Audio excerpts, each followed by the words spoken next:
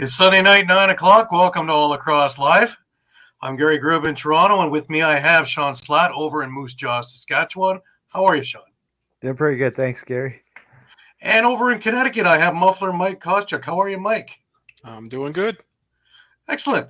Well, it's been a busy week as always. A lot of traveling, but I got more coming up ahead of me. This is Buffalo is an easy one for me, but man, Prague is tomorrow, so sit tight. It's going to be a little bit of a ride. Yeah.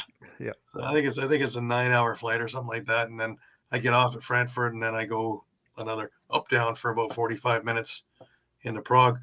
But the tournament starts Wednesday, so we arrive Tuesday, so it doesn't give us a whole lot of time to basically put your bag down and get over to the box. Just before we do anything, I just want to show everybody what this outdoor box looks like. It's pretty cool. Todd Wilfong, one of my guests on the other show, he's one of the coaches with the Brampton Express, but he's with the Canadian developmental team as well. And they're in a little different tournament in the same place in Prague. And he sent this little video. We're here arriving at the tournament.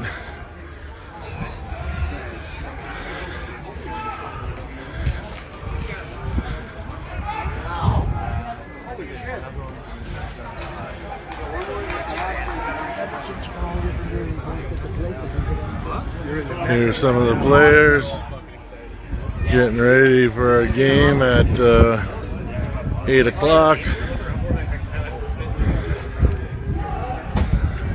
And this is where we'll be playing, an outdoor turfed arena. So looking forward to this fun adventure.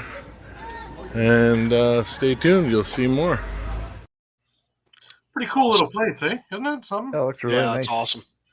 If the weather holds up, because I looked ahead and there's some cool nights and some rainy things down further closer to the finals of this thing, so that could play a little bit of a factor too. But other than that, man, that's just a really cool venue, and right in the center. So apparently they let schools out for it, and 20 countries in this thing. Wow, awesome. Should be a heck of a time. Before we go on any further, let's do the network thing. Just to give everybody a little heads up, I am returning Monday of the following week. So our show is actually going to move from Sunday that week to Monday at 9 o'clock. And we will catch up on the last week of NLL and the other news and reviews and talk a bit about the Rubeski tournament and things like that. But to remind everybody, episodes are streamed live across Facebook, Twitter, YouTube, and also Twitch. And you can catch all the action on eopsports.com. Remember to hit subscribe, follow, and like, and always share with your friends, family, and anybody else. You can enjoy our affiliates, the Broad Street Bully Podcast, Philly Press Box Radio, Edge of Philly Sports Live, Bird's IQ, Madison Avenue Fanatics, Talking Philly Sports with Matty B, Devereaux Sports, The Painted Lions, and Party on Broad. If you missed a show, no worries. You can grab a podcast on all the major podcasting companies, which would be Amazon, iTunes, Google Play, TuneIn, Stitcher, Spotify, etc. As well, you can go to the EOP Sports YouTube page, and you can catch everything there. As well, if you're looking for any of our shows, you can go to our YouTube page at All Across All the Time and catch any of them over there. Remember, you can stay up to date with all sports by visiting eopsports.com with great articles from our huge staff of contributors. We actually added a few more in the wrestling biz just over the last couple of days. So that department is going to be bolstered up as well. And when Pat joins us, we can actually get him to talk a little more about that. It's also, while you're on the EOP Sports or EOP site, subscribe to our weekly newsletter as well. If you're looking for a place to go, Dolan's is your place. 24 East Sellers Avenue, Ridley Park. You will have quizzes, music, great times, memorabilia giveaway. DolansBar.com if you want to have a look at it, but get over to 24 East Sellers Avenue, Dolan's Bar. Sherry's Ticket Town. Sherry'sTickets.com is easy to use and has no hidden fees. The price you see is the price you pay. Pay less and play more with Sherry'sTickets.com. Save even more by using the exclusive promo code EOP10. Don't pay hidden fees and save 10% while you use any other ticket reseller and get those hard-to-come-by tickets to the big game. If you need more of a personal touch, give them a call, 610-494-5050, or visit their office at 1382 Naumans Creek Road, Suite 1, Garnet Valley, Pennsylvania. Sherry'sTickets.com also has great theater and concert tickets that are hard to get your hands on. Remember, don't overpay with the rest. Save with the best. Sherry'sTickets.com and use that 10% code EOP10.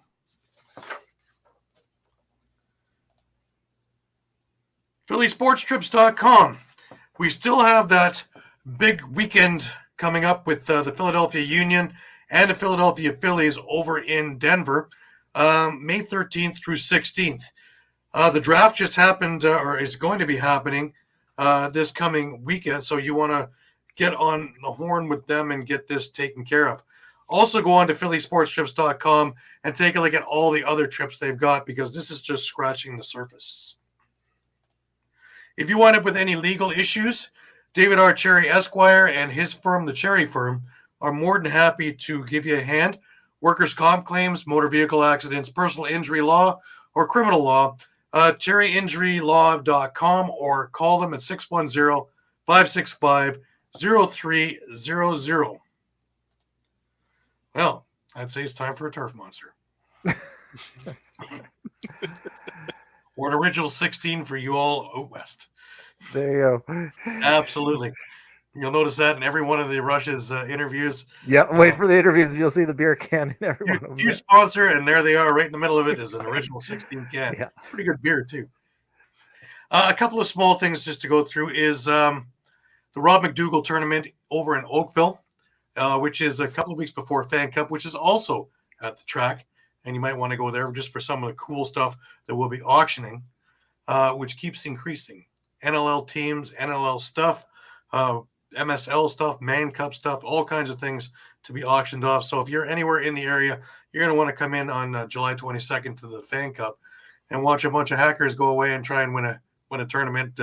I believe the motto is win or lose, we drink the booze. So you understand the quality of lacrosse you'll be catching. But that's not this Rob McConnell celebrity lacrosse game. It's a full day of lacrosse, as you can see. Paperweight, OJLL, under 11, and then it culminates with the celebrity lacrosse game at 7. The additional stuff is a silent auction, Camry's Brewery Beer Garden, food, 50-50, live music, only $10 to enter, and free for kids 12 and under. All proceeds will be donated to Kids Sport Ontario. It's definitely worth your time and definitely worth your cash to put it out there. Alrighty. So just to remind everybody that the PLL draft is still upcoming in a couple of weeks. Want to see who's next? Don't forget to tune in ESPNU, and hopefully TSN is going to get a little bit of that one as well. Team Canada announced their roster for the San Diego World Games, June 21st to July 1st. Pretty big who's who on this list, eh? Yeah, a lot of big names. Oh, yeah. Yeah, because I think that they're maybe they're the favorite. I would say it's always either between them and the USA. Mind you, the yeah. Haudenosaunee team's got a pretty good Roster team too. So Yes. yeah. So yeah, it's really a toss up, and I'd love to see some of the other countries start making some headway. Every year they get a little bit better and a little bit stronger. So, let's see who's going to be the dark horse and all that. I got credentialed for it, so I kind of put it in as a whim and see if I could, and I did. So I now have to try and work my magic and see if I can find a way out to San Diego and maybe sleep on the beach for a couple of days. I don't know. I've seen a listing for a hostel. That's not my style. So I don't think I can do that one. Holiday Inn? Well, Anyways, over at a couple of milestones. Last week, we had Dane Smith being the player of the week with an incredible 3 goals and 8 assists, which they only had 11 goals in the game. So he had a point for every one of them, just showing what his worth was.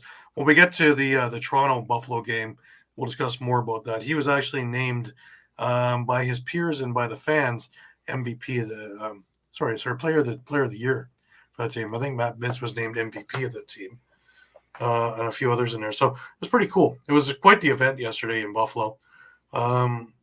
17,000 people. It was loud. It was loud and raucous, and especially when Buffalo started to put it together in the third and fourth. And we have a few of those goals upcoming to show you. Wow. They never do it the easy way. This is an interesting one, guys. Up until this point, the NLL has never had more than one person in a season that recorded 40-plus caused turnovers. This year, we already have two. Kostiuk with 44, and Zach Carrier has 42. First time in NLL history that's thing, and it's been tracked since 2011. That's pretty incredible. It just shows you how good these guys are.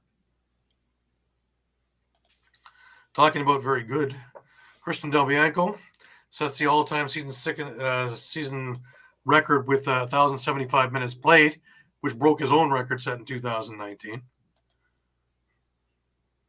And something that's been a few weeks in coming, especially for our friends to Rochester. They know and they've grown. But finally, the Nighthawks clinched. They beat Georgia, and we'll get into that game as well. A few numbers here to take a look at. Joe Resetarits is the first American-born player to record 3 100-point seasons. The one thing it doesn't say is those 3 100-point seasons all came with separate teams. That makes it, to me, even a little bit more interesting and a little bit more intriguing because he'd have to mesh and gel with a whole different group of guys each and every time.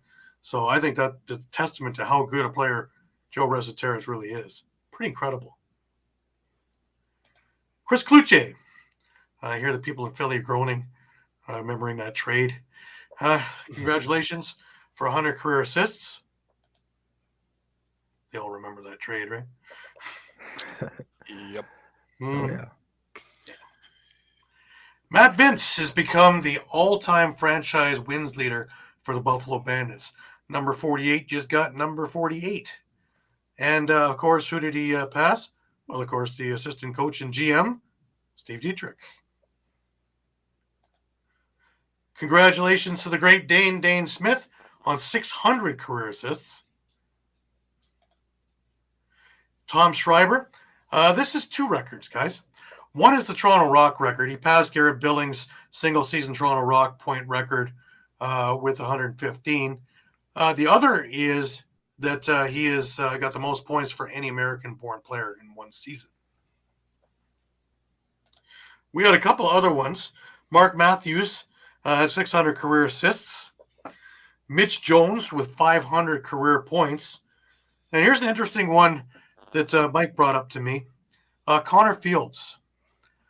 First player since 2008 to have 100 points and 130 loose balls. The last person to do it was Ethan Iannucci. And only three have done it in history, which is Fields, Iannucci, and a guy you might have recognized, JT, John Tavares. Pretty good company, I would say. Oh, yeah. Yeah, definitely. Wow. A few clinch scenarios. Let's see if we can check off the boxes. Of course, we have the Rock up there first, and we can skip right past that. Clinch the number 1 seed by beating Buffalo? No. Clinch the number 1 overall seed by beating Buffalo? No. San Diego losing to Vegas? No. Buffalo? Well, the East Conference, they clinched it. They beat Toronto 11-10. We'll get into that in a little bit. To clinch the number 1 overall seed, they still have an opportunity to do it, guys, because they have the tie break with San Diego. But they got the number 1 East seed, of course, with the win over Toronto, but San Diego didn't lose to Vegas, and Calgary didn't lose to Panther City. Clinch West Conference, of course, yes, Seals did that. And clinch a playoff berth, yes, the Nighthawks did that. Now, Buffalo plays Albany next week, and if they win, I believe they're tied with San Diego in records, and they have the tiebreak on that sleeper a few weeks ago that they won 8-7 in overtime. Imagine if it came down to that. I can already hear the – never mind. Wow. Just wow. But anyways, before we get into our NLL games, I just want to go through our pick'ems. And well, we all sat middle of the road except for Ryan, who had a pretty good week. You know, Shawn went 4-3, I went 4-3, Mike 3-4, and Ryan went 5-2. So our stats to date, I'm still somehow in first place, 86-43. Shawn and Ryan are tied at 79-50, and Mike is making a big push at 68-61. One more week, guys. Hey, I can't fall below 500. It's only 6 games left. Yeah. I need to win one game just to be crowned champion. So hopefully I can do it. I think maybe I'll take I think Buffalo. that's pretty safe. Yeah. Well, we got Eduardo's with us. Hey, Eduardo. Yeah, Eduardo. PL had a merger this week. Yeah, they merge with everybody, right? Just to ask the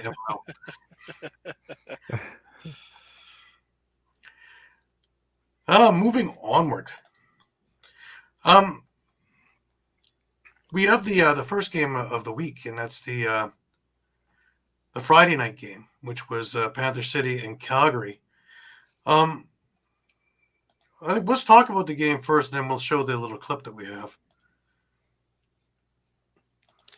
Yeah, so Calgary came into Panther City. Not much in the way of positioning between the two of them specifically, but Calgary still had a chance to take the top seed in the West if they won, and San Diego lost their last 2 games, and Panther City was looking to pretty much keep Colorado at bay and hope to hold on to the number 3 seed.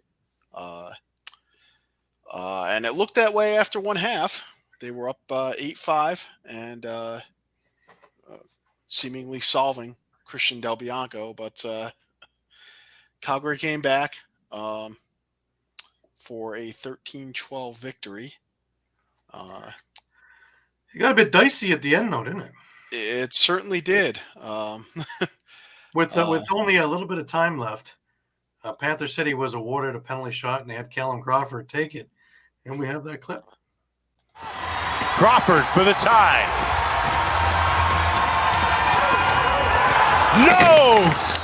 Del Bianco putting up the left arm, knocking it away, but 22.2 left in the ball game, and Panther City and looks like will still have the advantage. Yeah, he didn't take as much of a kind of a curve. Well, isn't Del Bianco cool? Just like nothing. Yeah. Mixed look Yeah. easy. It's almost like he just was like, oh, yeah. Thanks for coming. Yep. That's pretty amazing. Pretty amazing. But, I don't know. I think the reason why they would have Crawford take the shot is because he would do something with it, not just come in straight and try and pick the corner. We watched Challen Rogers. We've watched Jeff Teed. We've watched, Austin Stotts. And they've all dipsy-doodled and moved around and danced and, basically took everybody out for a little bit of a sing-along and then scored. This straight-up shot. It leads me to ask this question. Have we seen a hell of a lot more penalty shots this year than we have ever seen before? Seems like it. I See, was gonna say we had one in I don't Saskatchewan remember game this every week week too. being- I just don't remember every Well, week there being penalty shots. Yeah, I mean, I don't know that we've had one every week, but I mean, there's also been. I mean, there have been more infractions. I mean, this particular one was because this probably has to be the second or third this season that I can think of that was called because of someone closing their hand on the ball in the crease. So in this case, it was Curtis Manning. Right. But Yeah. but several others have also been because of just multiple penalties. So every 2 weeks, I guess Eduardo's been keeping track. So, but yeah, I mean, it is what it is. I mean, the game's getting faster, Yeah. so you're bound to have more instances where someone in transition, commits an infraction to try to keep an opposing player from scoring on a Right. breakaway. Yeah. It's well, I don't want to say it's more physical because obviously the old style was super physical and things Yeah, but weren't it's being called called a as lot much stronger back now. in the day.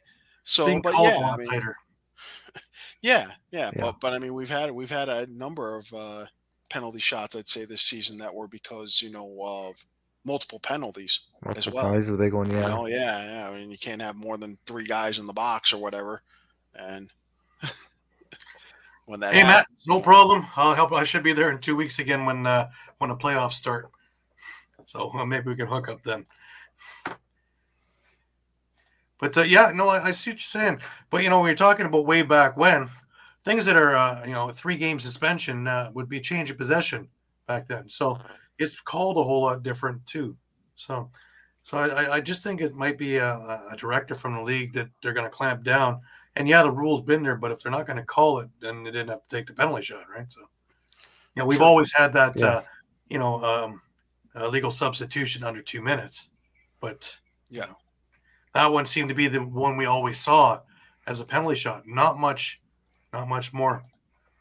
Yeah, I know. I was going to say, I mean, we'll get into it later, but I know in the Saskatchewan game we had a penalty shot because of a breakaway illegal substitution. So we've seen those too. Yeah.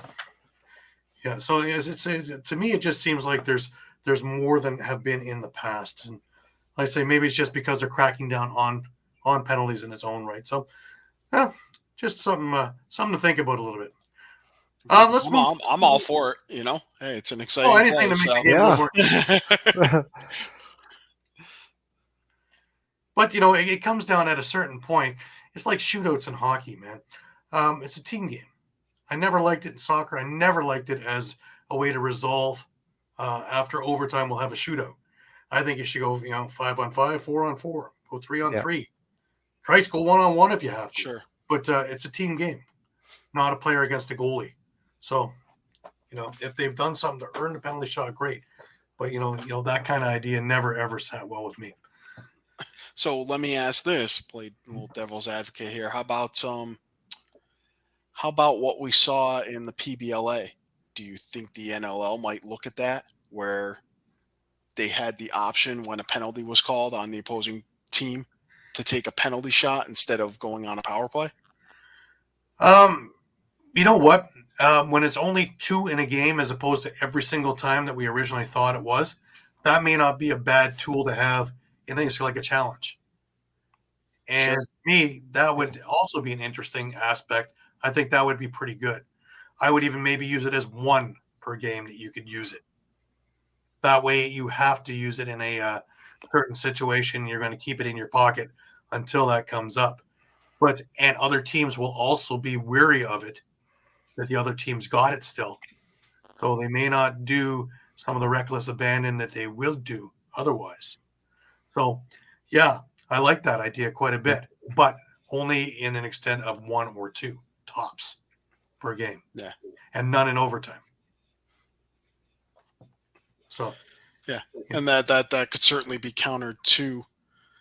That could certainly be countered too by just disciplined play. I mean, we'll get to Georgia Rochester eventually, but I think there was 1 penalty called the entire game. Yeah. So there's been a number of games like that too, which has been interesting also. Yeah. Well, that's an interesting question Matt has about the Sixes format. Me personally, if it gets new eyes to look at the game, I'm all for it. If we have a hook to get them in, that's not going to say that we're going to eliminate field. That's not going to say we're going to eliminate box. It's going to give another format to have players play. So to me, that works very well. And again, when you're talking about for it to get into the Olympics and they need to make some changes, we haven't changed rugby, yet they have rugby sevens.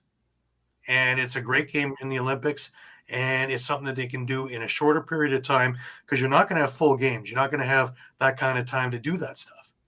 So to have something that's a little bit shorter, a little bit more television friendly for the new viewer, where they can kind of get their toe dipped in the water, and then you can introduce them to the real stuff. To me, I'm all for it. Anything that's going to get more butts in the seats and more eyes on the tube works for me. Yeah, so I agree. It's a nice hybrid between the two, field and box. Mhm. Is it perfect right now? I don't think so. I think there's still some tweaking to be done, but it's a good start. I agree. And the thing is this, right? It's a much quicker game, so you're not going to, even for kids to play it. And I had Mark Riccio, the CEO of USA Lacrosse, on the other show a couple of weeks back, and we were talking about it. And he goes, you don't want to have a kid who's new at the game playing field where he might just be standing, kind of like the right fielder in baseball, standing around doing nothing, because he's not going to stick around in that game. He's going to get bored and he's going to leave. In sixes, everybody's playing and everything's moving, and you can score from anywhere, really. The field's small enough, and there's no face-offs because once the ball's in the net, you're scooping it and you're going. But just kind of on a flip side Long too. night. I mean, you're still going to probably still have the dominant countries like Canada, US, Haudenosaunee, Sure. but because it's such a new format, you're probably going to see some of those other countries be a little bit more competitive because it's new to everybody. Well, everybody gets an equal playing ground. I see your point. Yeah. And they can gear it right from when they're young and start doing it now, so everybody will have the same, more or less, background to it come the Olympics in 2028 when it will be introduced to be a sport. So, for all the traditionalists saying, no, well, what? You know what? Save it. Save it. If it gets new people to view it, because you know what? I want our players to make some money. And for the TV places to go, they're going to need people. For the other things, they're going to need people. So, well, let's see. Why not keep it original? Simple. It's too big a field to have it done for an event like the Olympics. That's just the way it is. Remember that idea that if you don't move with the times, you get left behind? Well, you know what? That's what's going to happen here. It won't get into the Olympics, so no one's going to see it. Remember, we're already sitting on the greatest secret known to mankind in lacrosse, and it's taken us forever to get it to where it is now. So, kind of kick back and. I think your analogy with rugby is perfect, Gary. Maybe in Winter Olympics, Matt, but in Summer Olympics, they're going to have it as an outdoor thing because it's an outdoor sport. So they want to try and keep it that way. Yeah, I was just saying, Gary, I think your rugby analogy is perfect. Because, I mean, I'm pretty sure they do sevens in the Olympics. They don't do full-blown That's exactly games. right. So, I mean, it's a perfect analogy. So, yes, do we change the game itself? No. Do we have a different format of a different part of the game? Yes. Do we have different options? Yes. Do you not want to play it? Do you play it? No. Go play the other one. Simple. Gives you more choices.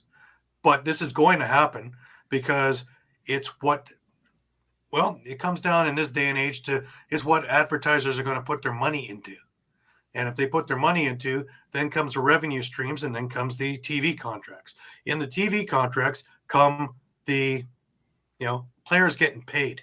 Simple. I understand your point, Matt. And you know what? I am sympathetic to it. And I love the game the way it is too.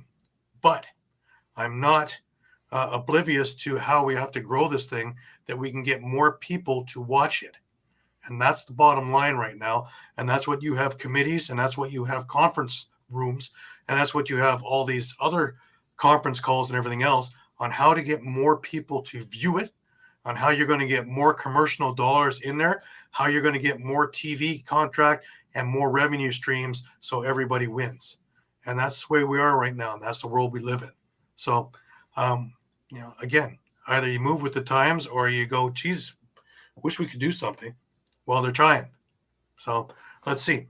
But it doesn't mean that they're going to change the game as it is as a standpoint.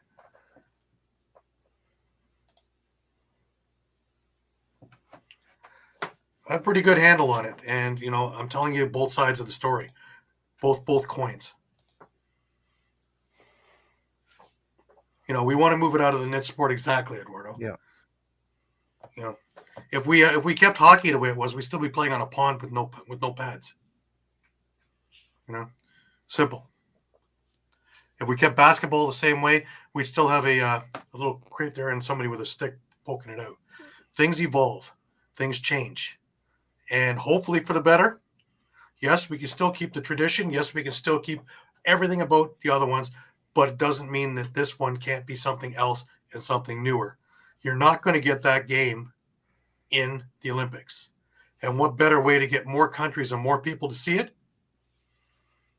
That's it. Like you said, Gary, it's still lacrosse. And at the end of the day, it's still lacrosse. It's just a different format. That's all. Yeah. Like I say, if in a perfect world, we keep it exactly the way it was, but it's not going to work the way it is. So we have to evolve. Let's move on. So our next game is kind of a whitewash game, really. The New York Riptide went into Halifax. Now the big news on this one was that Halifax got over 10,000 for the first time in their history. Pretty amazing. Which is awesome. Yeah, it's awesome. It's about a full house there over at Scotiabank Center. I was amazed when I was looking at that because again in the Buffalo press box and wow, and they made a lot of noise. I happen to have one of the most amazing goals in that game. If you want to bear with me for a second.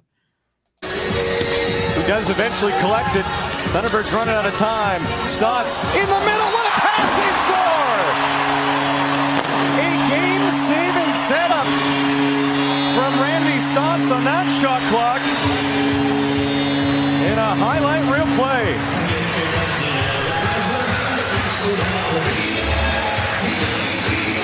Randy Stotts, are you kidding me? Swim move behind the back. Bushi almost picks off the feed. Good thing he does it for Halifax because it's Clark Peterson on the doorstep. Look at that gorgeous feed.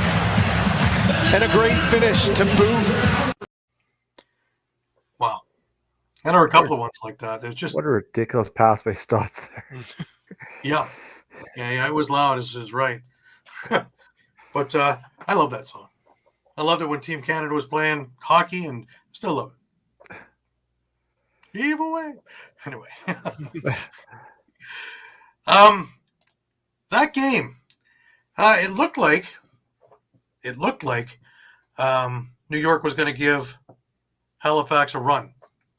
It was 2-2 midway through the first.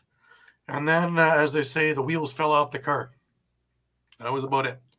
A quick 3-goal little run by Halifax, one of which we just saw, was Peterson's goal, followed by Shanks, followed by Stotts, and it was 5-2 at the half. Go into the second, and basically New York had already, gone back in their cars back to the hotel. It was 5-1 for Halifax, and this game was out of hand. 10-3 at the half. And special teams, lots of that going on. Halifax had 3 power play goals in that quarter alone. So if you're behind the 8 ball and taking penalties, you are not doing yourself any favors. Nope. Dave, what's up, man? Thank you for following us. Thanks for coming on. And Matt, one last thing. Yep. Yeah, Chase has got a great one-handed shot too. Yeah, we're going to get to that one. It's a part of my oh my scenarios. Let's just finish up with this here. The third quarter coming out of the half, you would think that New York had a chance to kind of calm down, settle down, get her going. No. 3 goals for Halifax. New York got 1 by Larson Sundown, but a couple by Chris Bushi and 1 by Randy Stotts. And wow. Take care, Matt. Thank you for all your input, man. Love it. Keep watching, please.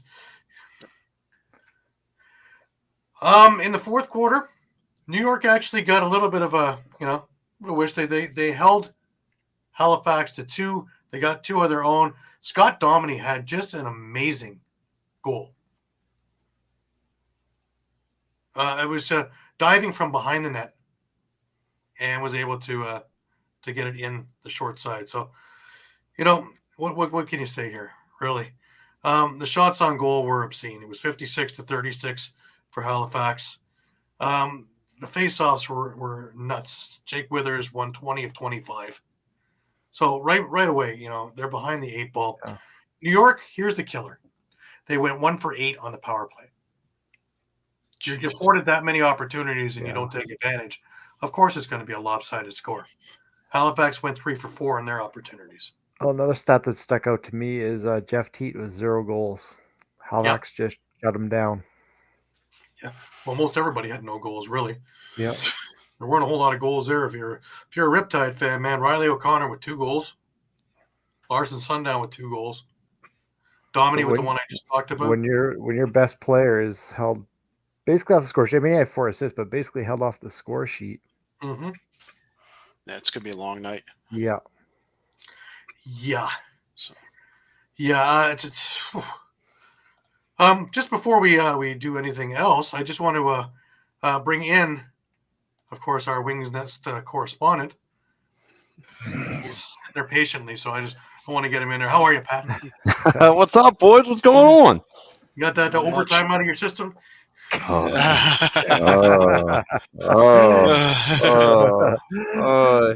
least they got a W. At least they got a. Didn't get him anywhere, but it got a W. So on to next year. It's like a typical saying anymore. Next year. I don't know what to say because this game had the intangibles of a playoff. You had it all there for you. I mean, this is your typical Philly, New York, fight fest. Oh, shut up, Dave. Eat it, Dave. Eat it. Get lost, Dave. You little crumb. Soon. Just Friday night, let me tell you what.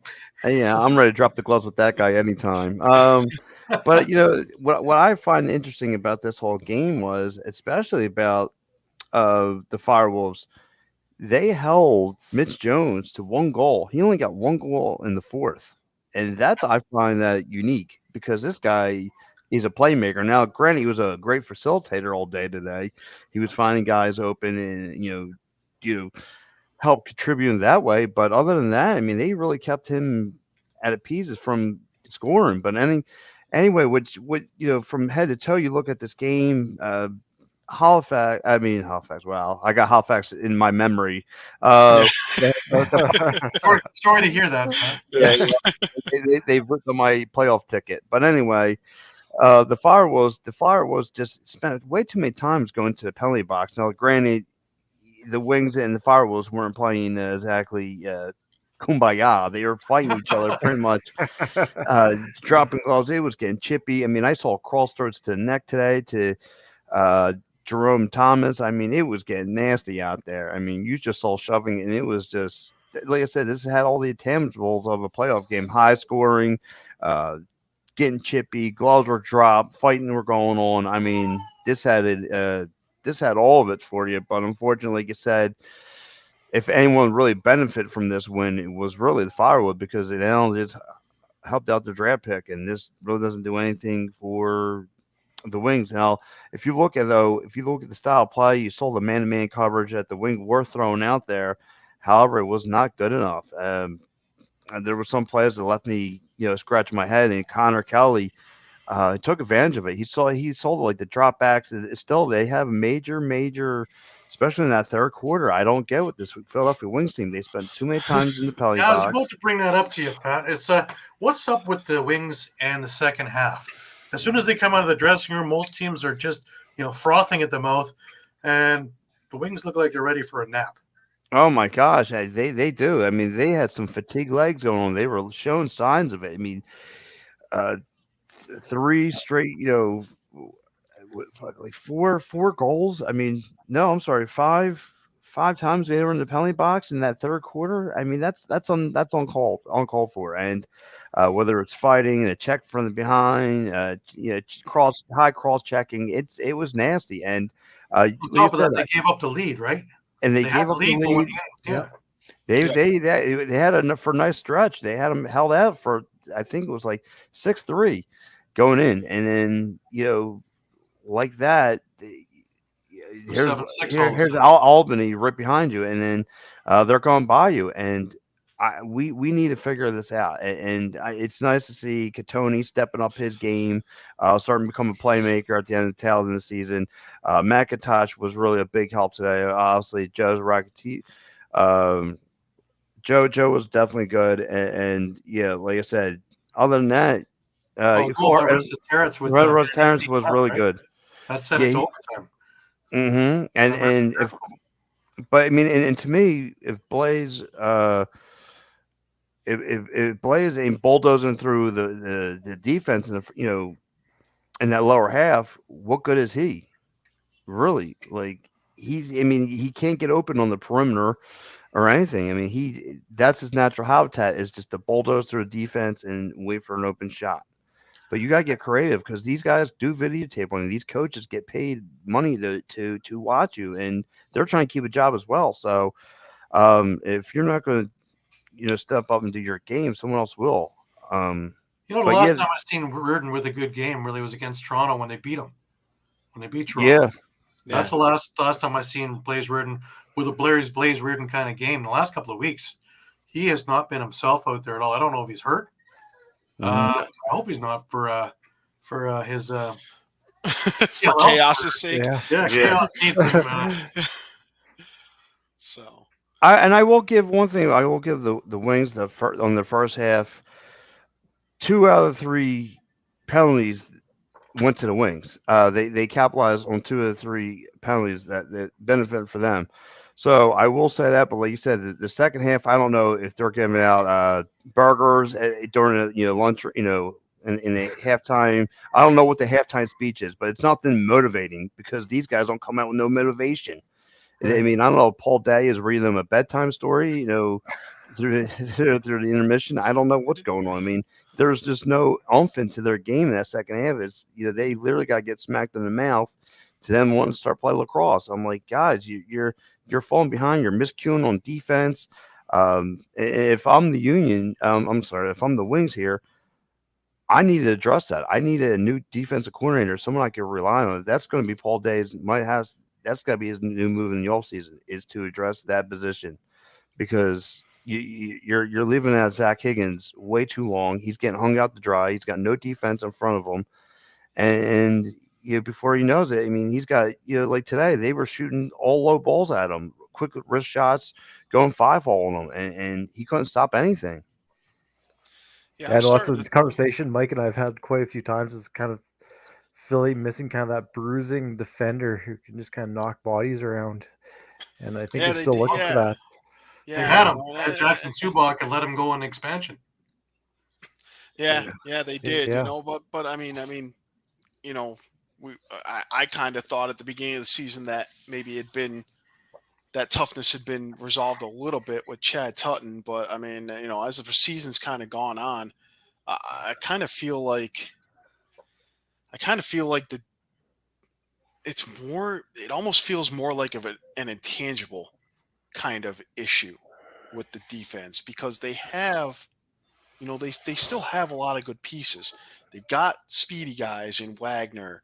They've got some bruisers in Schewel and Tutton.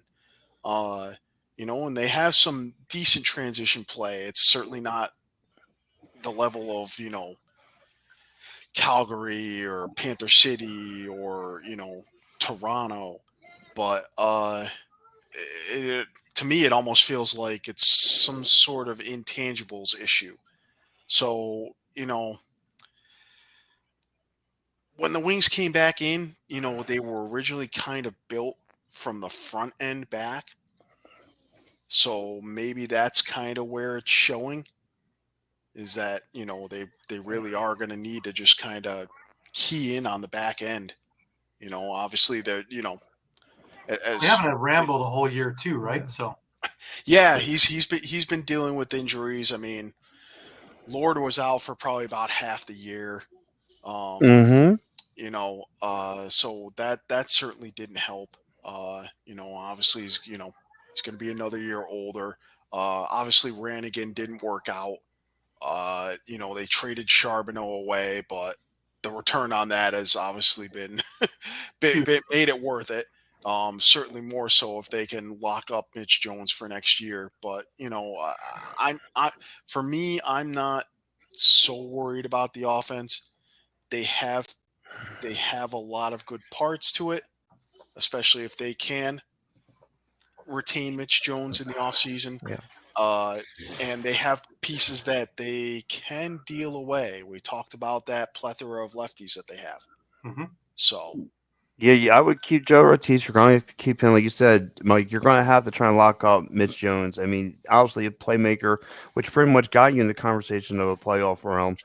Yeah. But you're going to need goaltending. You're going to need some kind of defensemen, and you might need a defensive coordinator out there. Something's going on where these guys are not corresponding to what the defense corner wants them to do or Paul Day wants them to do. Because, like I said, I saw too many guys today, and again, it's been happening very much early in their season. It's just these dropbacks. They look confused. They look like deer in the headlights. They don't know who to stick. They don't know what's their assignments, and they let balls loose. And you can't have that, because when you do that, it's the opposition can smell blood in the water. Like, all right, I know what I'm going to do here. And I'm going to draw an X mile, and you're just going to follow through with it. So, yeah. I think that's a good point, because, Mike, you talked about those intangibles. Okay, yes, you have injuries, but you have all those pieces in place. So at one point, does those intangibles become a coaching issue? Yeah. Yeah, that's But it's funny, because we're going to see Paul Day, the other side of him, in a month. And, the 4-man cups in a row. Is it just that the competition is so much lower? Or is it that just Philadelphia players have tuned him out in his message? You had Jeff McComb there for offense, and really you didn't get that much offense this year. So is it just the players tuning it out? Then you need to have an entire upheaval. Let me ask you too, Gary. So from being around Paul Day, he doesn't seem like he's that kind of coach, that kind of screams and gets in players' faces. Do you think that's what they need as a coach to start kicking in pantses around here, or do you Paul think Day's been known to do a bit of screaming here and there, but remember that there's a whole bunch of these guys that he brought in from Peterborough, right? Because you wanted to keep the magic of Peterborough going to Philadelphia. It's not working. Now, also remember, he just brought in Brock Sorensen. I had a chat with him yesterday, actually. Another boot for his foot, and that's done. I'm hoping that they got one more year left that he can come back, because I would love to see him retire on his own terms, not because he's injured. Yeah. Because I've said it before. I've watched him do his knee in. I've watched him do his Achilles in. I've watched him now do his ankle in. It just is a continuous thing. So hopefully he gets better from this and has another year that he can play and just say, okay, it's on my terms now, and hang him up when he wants to, as opposed to having him could definitely add some more physicality too. Because he looked great in that Toronto game. He looked really good until he got hurt. He looked like he hadn't missed those 4 years that he missed. Yeah. So we were all marveling at it, going, wow. A testament to just how vigorous he worked to get back. And then literally, 15 minutes after we're talking about it, he's being helped off as he limps off the floor. So Godspeed to him, and hopefully he gets better quick and gets back to it. So, sure. And not to shift gears here, but and again, another thing I noticed though, this Wings defense, they'll bite on anything you throw at them. And like the one play I saw today that really stuck in my mind. Oh, shut up, you idiot. The one thing that stuck in my mind today is the one play that I saw from Brett Manny to Jake Fox, where he took like a decoy play where he was having that breakaway kind of play. And right away, instead of doing like a man-to-man coverage, they zone in on Brandon Manny, and all he did was like a behind pass, and he facilitated to Jake Fox, and Jake Fox was all left alone, and it hit a breakaway goal. I was like, guys, what are we doing? It's common sense. It's fundamental defense. What's going on in front of you? I don't know. Like you said, it may be Paul Day. It may be a defensive quarter. I don't know what's going on. He needs another bench boss. He needs because I don't know if his hands are full from doing half GM and half being a coach and all this other stuff, but he needs to rely on somebody or he's going to find himself at the door. Well, it's going to be interesting. So certainly they're going to make a lot of news in the offseason. Let's move forward, guys. We had the Buffalo-Toronto game, which was a battle for first place. Whichever team won, first is theirs in the East. And first was also available to either team in the West, depending on other aspects of what San Diego did and what Calgary did. A few things. The first thing is my oh my of the week. And hang on tight. Luce denied. Oh my goodness! Fraser! A masterpiece! Buffalo's first lead of the night thanks to trickery. Gets the people going, Brendan. Between the legs. That is how you fire up a home crowd. Cloutier with a great take. And Rose with just a trademark shrug save. But then Chase Fraser, are you kidding me? The scoop. I don't even know if he had. And then some. Put the team on his back to retake the lead. Momentum on Toronto's side, potentially to tie us in 7 behind the back. Kyle Buchanan.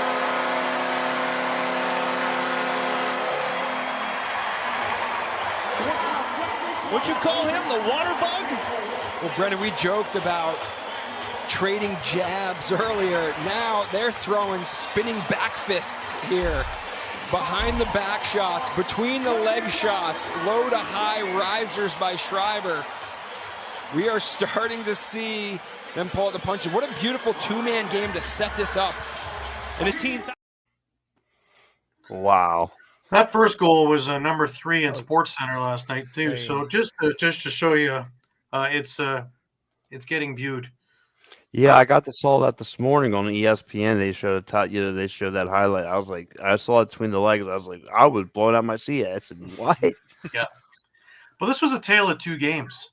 That first half, if you want to quiet down 17,000 people in a hurry, you let Toronto get up 2-0 at the end of the first. You know, they were dying to do that counting thing, and they couldn't.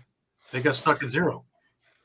But Dane Smith finally gets them on the board at the beginning of the second quarter, and the building comes to life, and 17,000 people make an awful lot of noise. Schreiber comes back, makes it a 3-1 game. Josh Byrne with an absolute worm burner, low to low, through Nick Rose's legs, and it was 3-2. 11 seconds left in the half. Toronto calls timeout, draws up a play. With 3.3 seconds left in the half, Stephen Keogh marches down the floor, beats Matt Vince, and is 4-2 at the half. Everything looks pretty much the way Toronto wants to play it. They want to play tight defense. They boxed him in. They didn't give him any breathing room whatsoever. This is the first time all year that Buffalo had a full lineup. Nanticoke was back in the lineup. Chase Fraser is back in the lineup, and it took them a little bit of time to get their timing. Come the second half, all of a sudden, we were trading punches left, right, and center. Rogers made it 5-2, and again, it was really quiet inside KeyBank Center. Enter the Buffalo Bandits with a 4-goal run. Byrne on the power play, Dane Smith, Chase Fraser with 2 in a row, and boom, all of a sudden, it's 6-5 Buffalo. Tom Schreiber comes back with 2 absolutely gorgeous goals. One just an absolute laser, and the other one was a low to high riser, just hit the top, boom. If it missed, it probably would have went up to the third deck because it was just rising as we went and fast. Then, of course, the Kyle Buchanan goal that we saw, the behind the back shot. Corey Small gets a goal with just under 5 minutes left in the third. Toronto's up 8-7 as we go into the fourth. 5 minutes in, Chase Fraser has his third of the night, and it's 8-8. Now we got ourselves a game. Toronto takes the lead, Chandler Rogers. Buffalo wanted to challenge this goal, but it took them too long to get the flag out and do it. They had 20 seconds, and they were not allowed to challenge it. because it looked like it was iffy. From where I was in the press box and seeing it on the screens, I don't know if they would have overturned it because it was called a goal on the floor, but it was an awful close play. But they did have one more goal that was called back for being in the crease, and literally just after that, boom, 3 goals from Buffalo. Ian McKay in transition. Nanticoke with his first goal since coming back. He was a bulldozer out there last night. And then Josh Byrne that made it 11-9. Corey Small scored with just under 4 minutes left, and all of a sudden, it became just like last year's playoff game. Let's go with just about 35 seconds left in the game, and just to show you, Toronto threw everything, including the kitchen sink. Bird gathers. Rogers screens. Schreiber. No. Catches his own miss. They have to regroup here. Small had a look from up top. Toronto can now hold for the final shot. Keough, no. The rebound. Craig is stopped by Vince. 13 seconds. 2-pad slide, hockey style. Bouncer. They took a shot. 5 seconds. They must push. Up the floor. Small. He can't catch. That's your ball game. The Buffalo Bandits are your... Another like a little cheap shot at the end there on Small, which set them off that they couldn't have handshakes because they're all hot under the collar. Mitch the Snooze still hot after the game in the hallway. It's a typical Buffalo-Toronto kind of game. But Buffalo wins at 11-10. And man. So we get to the post game, and here's Coach JT. Toronto's down a goal in the last 40 seconds or whatever. Did you have flashbacks of the playoffs last year? Actually, I didn't think about last year. I thought about. I didn't think of that at the moment. When Ricky threw the ball down the floor and then they came back, then I started thinking about last year when they scored. It's like, one more second on the clock, right? I started thinking about there. But I think after halftime when they scored 6-on-5, we changed up our 6-on-5 defense, and I thought we did a great job of keeping them at that bay. And then, like you said, 8-second violation, I'll just throw it at the net. It's Cardinal sin. Throwing that ball at the empty net. Usually good things don't happen when you miss. How big was it to have Tehoka back in the lineup tonight? That's a pretty easy question. It's really big. Again, he's a very smart player. He loves bull dodging. I thought he had a lot of great looks. Did he score tonight? Yes, one. The go-ahead goal. That's right, the winner. He had the one. And he had a lot of opportunities. And again, he's missed, 6 weeks. So he's got to get his timing and shooting back on. And that takes some time. So, hopefully he just gets better a little bit better next week, even though he was great today. On Ian's goal, you were pointing at the penalty box to watch the guy come out. But was that a bit of a drawn-up play at all, or was it's not. The play is the play that we have in our system, but it was just a matter of when to use it, or even to use it because he's coming out of the box, and we risk shooting the ball, missing, and getting a breakaway like that happened the one time. So we didn't want that to happen again. Mm-hmm. But Mickey made a great lacrosse play, a great lacrosse play. The guy overplayed him. He stuck around him. He was very patient. And he prepared it short side.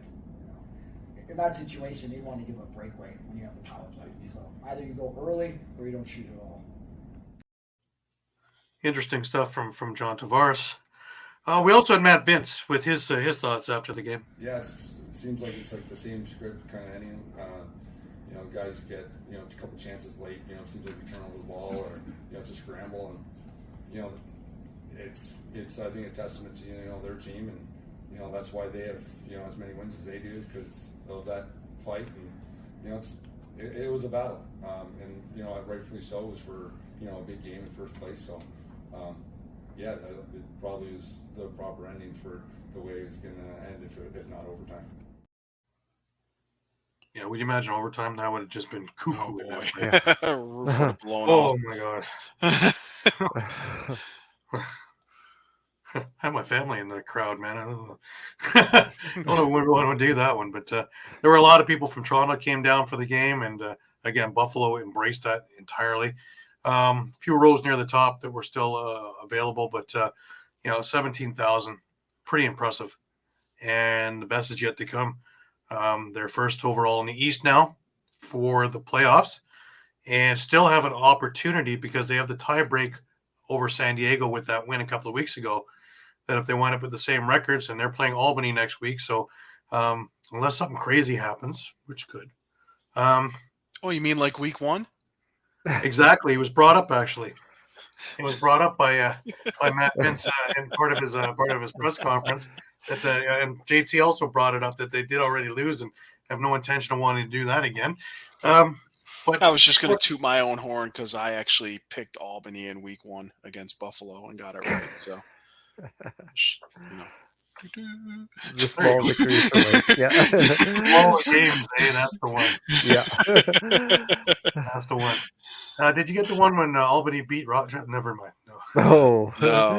No. I didn't either. No, I've gotten a lot wrong since then. I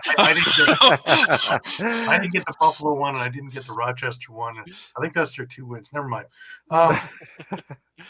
But needless to say, that brings us over to our next game, and that is the Saskatchewan game. And, well, Shawn, we were somewhat right. We talked about Lane Ruska getting a start. We thought maybe we'd see a few more practice squad guys, but that lineup stayed the same. Yeah. But with Lane Ruska, man, did that crowd ever take to him, eh? Yeah, I mean, a little bit of history, right? This is the first time.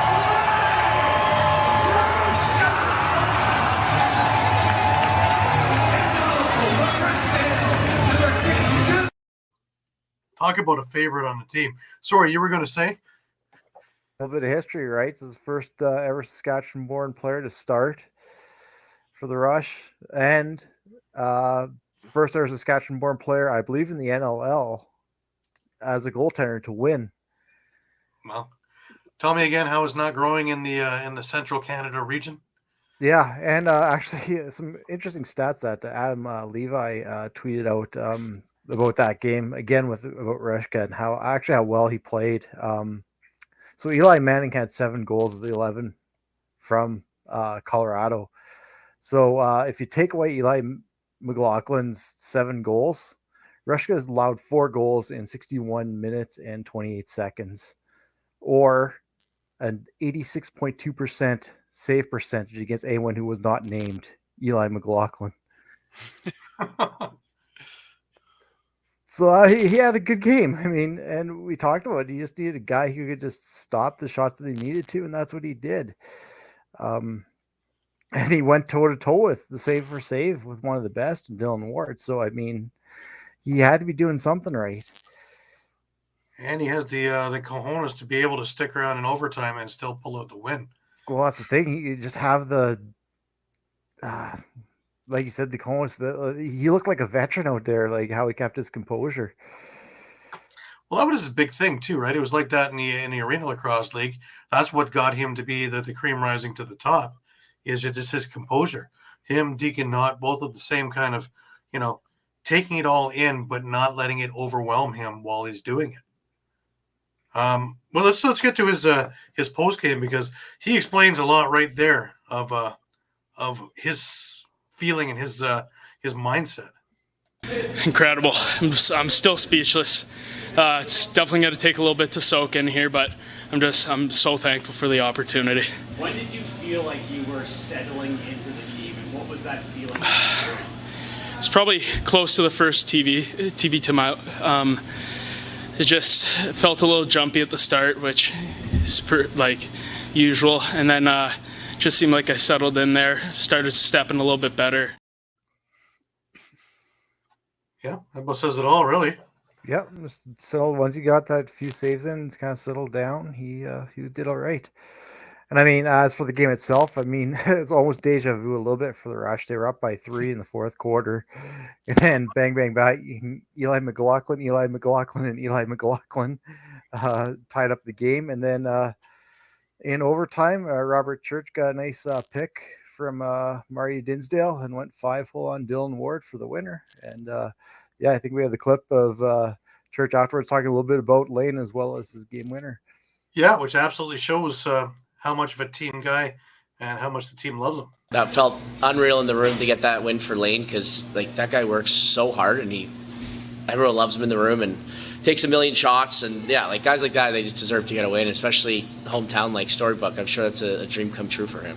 What's Lane like around the room, around the ring? He's quiet, but like he puts his gear on. He's first guy out. He takes a million shots. He'll never say no to taking shots, and like goalies like that, you got to just respect. And those are the guys that are good in this league because Christian, I know him pretty well, and that guy is the one texting you to come take shots on him like in the off season, and it shows like guys should be the MVP of the league. So yeah, goalies like that, you just got to respect them, and that's the ones that get good.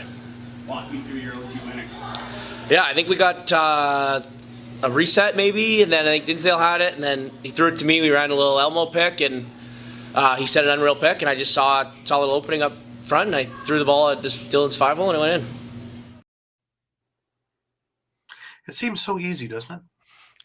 You just ran around the corner. And always make it sound easy.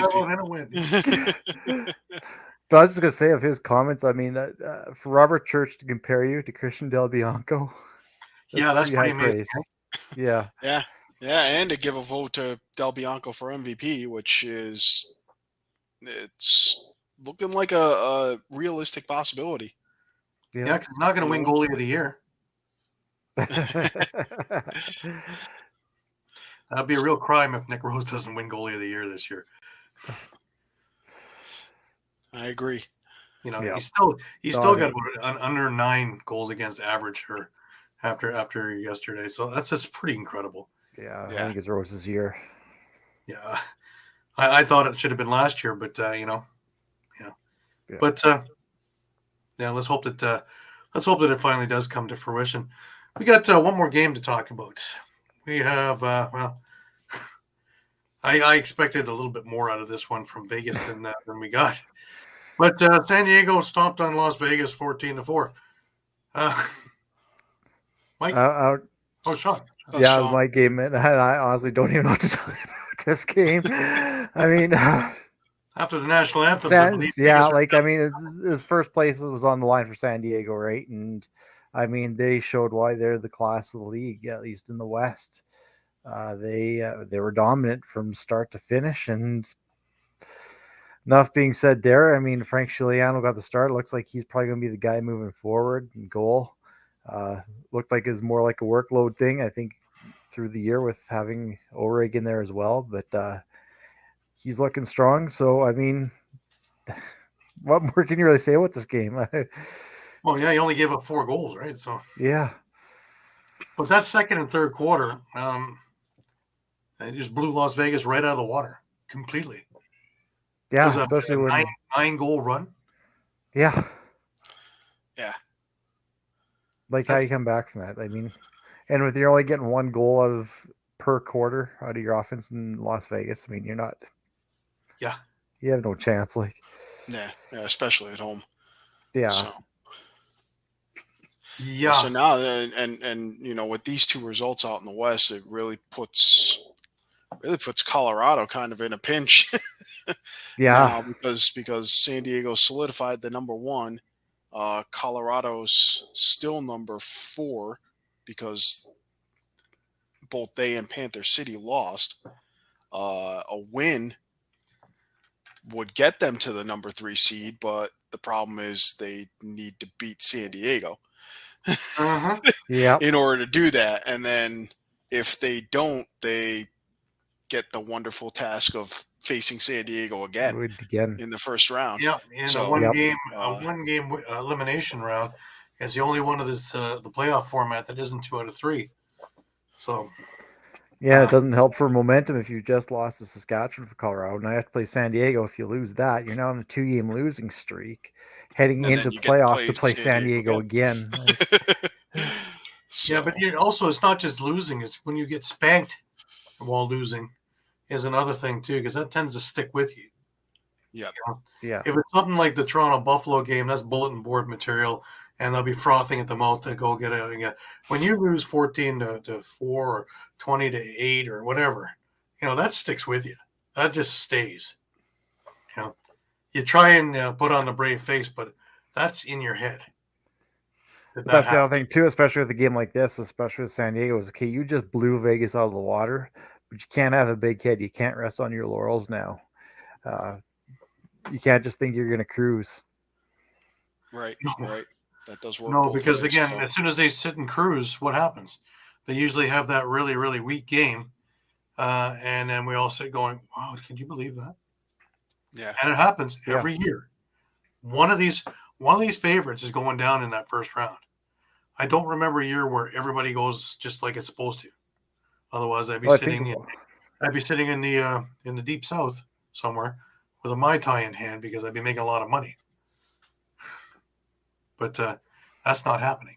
So there's always that upset. And, of all years, you take a look at any team being able to beat any team in one particular game, this would be the year to do it.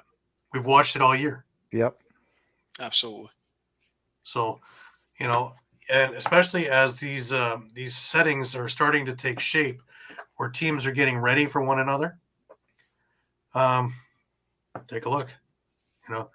Like the interesting thing is, Georgia and Halifax of who's going to be facing Buffalo. Right? Yep. Yeah. Looks like it's Toronto Rochester now for that other one.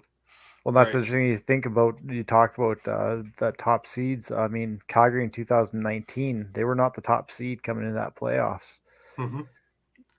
Last year, Colorado was not the top seed in that playoffs, and they won it all. The top seed very rarely takes it. Is it ironic that both of those were Buffalo? Oops. Mere coincidence, I know. Yeah. I know. All right, let's have a look at the upcoming games which finish off the season, week 22. You got Philadelphia against Rochester, Buffalo against Albany, which surprisingly means something, right? Not to Albany, but it means something to Buffalo. So do we see Albany really put it to the test and see who can keep up, or are we just going to watch another one of these Vegas, San Diego type games? Good question. I mean, I think Albany's still going to put an effort forward. I think they're still going to. Well, they're playing for jobs, so they're going to put an effort Yeah. forward. I'm just curious if they have the pieces to put an effort forward too. True. You get Matt Vince on a good day, and now that the team has played together healthy for a full 60 minutes, and we'll have another practice under their belts, and we'll be able to put another game under their belt. They now will start getting their timing back to fruition, because that's what they were talking about, that the timing wasn't just there. Things weren't dropping for them in the first half against Toronto. Started getting their timing back. Things started dropping. There's some incredible shots, of course, but that's just how talented they are. So, true.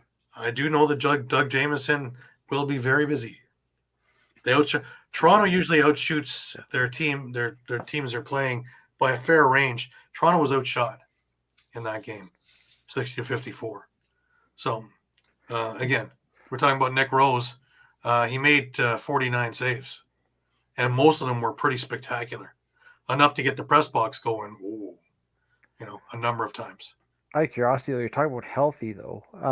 And yes, there's the timing issue as well. But those guys are maybe not quite 100%. Do you think about resting them as Buffalo? We have first place locked up. I understand what you're saying, but my answer to that is no, because they need to get their timing in. Would I put them in as many shifts? With the full. No, but I need to get them on. I need guys like DeHoek and Hancock to feel it. He needs to be in front of that net. Plus, for the Buffalo system to work, as we've seen, they can't rely just on Dane and Josh Byrne, because teams can double team Byrne, leave the straight shot to Smith. Smith is your setup guy, and he loves being the setup guy, so he's not in that role of being the number one. When you have Fraser out there, Kluche out there, Nanticoke out there, all of which have been hurt a good chunk of this year, that puts all of a sudden a fourth and fifth dimension to this offense, and all of a sudden they become very, very, very, very strong team. Right, and I 100% agree with you. You're just taking that risk, right? That they're a very, very strong team, but if one of those guys goes down in a meaningless game, you could be in trouble heading into the playoffs. True. Just playing devil's advocate. I agree with you, though, Gary, totally. But Yeah, that's just my thought on that one. It's just Yeah. they need to get the reps in. They've had plenty of time. You know, a guy like Chase Fraser, he came in once, he got hurt, he had to sit out for another 2 games. Natikoke hasn't played in weeks, so they're rested. They need to get their reps and get out with the other guys where practice just won't do it. Now, our next one, we got Halifax against Georgia. Well, this the schedule makers look like geniuses, don't they? That's the big one. Head to head for the game again. You know, It did. We actually didn't discuss Georgia Rochester. Oh my! How neglected. We'll get to there. Yeah, I know we're running short on time, but basically, yeah, we'll get there. Yeah. I mean, Rochester came out with a 12-10 victory, so they locked up 3rd place in the East. So now we know they'll be playing Toronto. That sets up the showdown you're talking about, basically, where the winner's in as the 4 seed. So Buffalo's gonna know who they're playing after next week, and it'll either be Halifax or Georgia. And Toronto with a bye week can actually get ready for Rochester. Yeah. So you know. So Toronto's hoping let's ask the Rock fan: was that loss a blessing in disguise? Now you got Rochester and you're avoiding Georgia. Yeah, but you know what? If they've always had success against Halifax, right? But I wouldn't. You know, honestly, Georgia's the team that scares me. Of the 3 teams, Rochester is the one that I think that they would much rather play. They match up better. They can get to Hartley, even though we shut them down in that first game in their second game of the year. So, but you know, overall, you know, again, it's one of those things where Halifax can pull out a strong game. They almost upset Toronto last year in the playoffs. If it can't do well, it came down to that 1 goal from Rogers in overtime, right? And an extra minute or 2, and they might not have gotten to overtime. And that's after Toronto. Toronto got out to a huge lead, right? Minute, half second. Yeah, that ball was in the net. The clock hit 0 before that ball hit the net. So just ask Buffalo, right? Yeah. Happens to everybody. But regardless, it's just one of those deals. Hill Dobson duel. There you go. Is it the rookie? Is it the rookie of the year, or is it Warren Hill and Resurgence? You know what? I wouldn't mind seeing that first round of Buffalo and Georgia, because Georgia's one of the hottest teams right now, and man, I could see them giving Buffalo a real run for their money. Yeah, I just honestly, I think that yes, I agree with you. I just think that Halifax, for some reason, matches up better with Buffalo. Just true. Pieces, pieces on the floor. You have a guy like Tyson Bell who's not going to take anything from anybody. Yeah, and as long as you can keep him under control and he doesn't take a bunch of stupid penalties, he's a real, he's a pit bull back there, and he's got speed, so he can keep Buffalo on their heels, which I don't think they have the speed to go with that kind of transition, because Toronto was doing that a lot, and Matt Vince was back there making save after save because the Buffalo defense wasn't keeping up to Latrell Harris. Yeah. If you look at the pictures I had posted on our page, you'll see one where Latrell is outrunning his defender by a good chunk, and that guy is certainly trying to keep up. Yeah, one of my favorites. Yeah, and not just I was going to say not just Bell, but Tarafanko. Was one of the fastest players in the league. Mm-hmm. So he may not be fast, but you still have Graham Hossick back there, one of the best defenders in the league too. True. I mean, they've got a strong defense. Yeah. You have Jake Withers to win all the faceoffs, right? So you're going to get a lot of possessions. Then you got Benesh, who played for Buffalo as well, who would love to come back there and, just for fun, get it to their old teammates, right? Yeah. So, and Jammer would love to stick it to Buffalo too. He never misses an opportunity. So, well, for all the guys who were with the team when they were still the Rochester Nighthawks version 1.0, oh yeah. That would be, another little feather in the cap too. So there's a lot of outside back stories that would go with that one. And my other question to that would be: is Dobson ready for that kind of pressure? That's a good point. He had a good season. No, it's a Well, very this good is point. already Yeah. they were 7-0-7, and there was no pressure anymore. Because that's where my question mark was with Halifax is let's face it, Warren Hill has had a questionable year, an off year. Could he compete against a guy like Matt Vince? Do you need him to be as good as a guy like Matt Vince? Right. Yeah, pretty much. Pretty much. I mean, I don't think it matters whether it's Hill or Dobson. Yeah. You're going to need, and for Georgia, you're definitely going to need. I personally, I don't think they lose this game if they'd had Andrew Q in the lineup. Mm-hmm. I'd say, or for that matter, Seth Oakes. They were playing without both guys, so to get both those guys back, I don't know where Oakes stands in his recovery, but I have to imagine Q will be in the lineup, and they're at home, so That's the other thing. They don't have 10,000 people to get in there.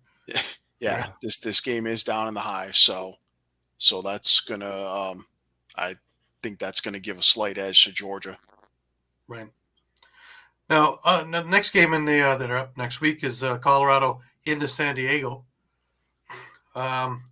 It's more of a exclamation point for San Diego or for Colorado. So it's kind of a let's see what will happen. Yeah, I mean, or we're going to see nothing happen, and everybody's going to be resting everybody. They could, but if Colorado really doesn't want to have to play San Diego in the first round, they're going to try to win this game because a win moves them up to third place. They have the tiebreaker on Panther City. So with a win, they're playing Calgary. If they lose, they're just turning around and playing San Diego again the following week. Right. We go to Vancouver, and New York visits Vancouver. Could it be possible that both teams lose? It couldn't be, but I didn't have a chance to see if Vancouver would have, in the event that Albany shocks the world and beats Buffalo, whoever loses that game would have an identical record to Albany. Now, I know New York would obviously not get the number one pick because they won the season series. But Albany and Vancouver did not play, so I don't know. That'll be going on differentials. Yeah. We go into the math. So yeah, wouldn't that be interesting if it was by some equation that Dyson Williams comes to your team? Yeah. So that would be Vancouver loss and an Albany win, which is possible. Not likely. Not likely. Not likely.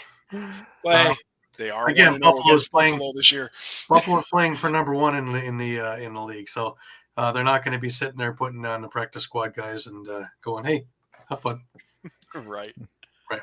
And Saskatchewan is playing Vegas, and with their newly found number one goalie. And Vegas licking their wounds from this absolute beatdown. Either Vegas comes out mad, or Vegas comes and sits in a corner. Yeah, I think if Rushka comes out and does what he did last game, I'd have to give the edge to Saskatchewan in that one. Right. Now, just before we wrap up, it's getting in there. We're into May next week. Again, just a reminder that next Sunday we're not on. We're on next Monday at 9:00 in the evening Eastern. Just for the 1 week. Following week, we're on at 11 a.m. Just a couple of weird things back to back, and then we're back to our regular Sunday night 9:00 slot. I have to thank the guys for accommodating me, who is traveling from Prague on that Sunday into the Monday. So I'll be back just in time to basically go, welcome. So, but my point getting into May is that the WLA starts May 2-4 on that Wednesday with the Lakers against the Thunder, and the MSL, well, they start on May 22nd on the Monday with Coburg traveling over to Six Nations. And that week, you get a chance to see the brand new Brampton Excelsiors on a Thursday with Six Nations going over to Brampton. And not far away after that, opening weekend for the Premier Lacrosse League is the first weekend in June, with being in Albany. So it's a possibility for a few of us to be able to maybe hop on down there and have a look. They're in some, they're in Fairfield, Mike, over in July 14th. Yep. You sound excited. Yep. And of course, Philadelphia for their championships at that ever popular time of to be announced. Stay tuned. Stay tuned. But yeah, it's that time of the year where we're going to walk into NLL playoffs. We're going to walk into MSL and WLA. And just by the time that all settles, the PLL will start up. It's nice to see they're not overlapping that much as in years past where everything is here and teams are really shorthanded because players are committed elsewhere. And so now you're going to have a pretty smooth transition. It's nice when they all work with each other. Yep. Yep.